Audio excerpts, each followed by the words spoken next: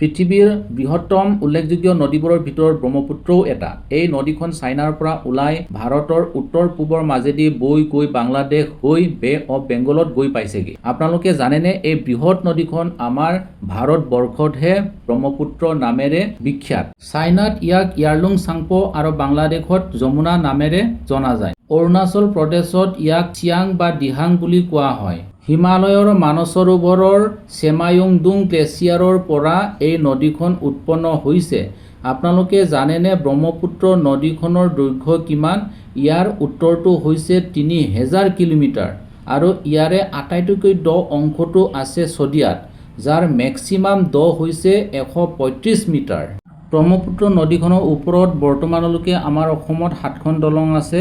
এইকেইটা হ'ল Dhola Sadiya bridge, Bogibeel bridge, কলীয়া ভোমোৰা সেতু, কলীয়া ভোমোৰা সেতু new, Saraighat bridge, new Saraighat bridge আৰু নৰনাৰায়ণ সেতু।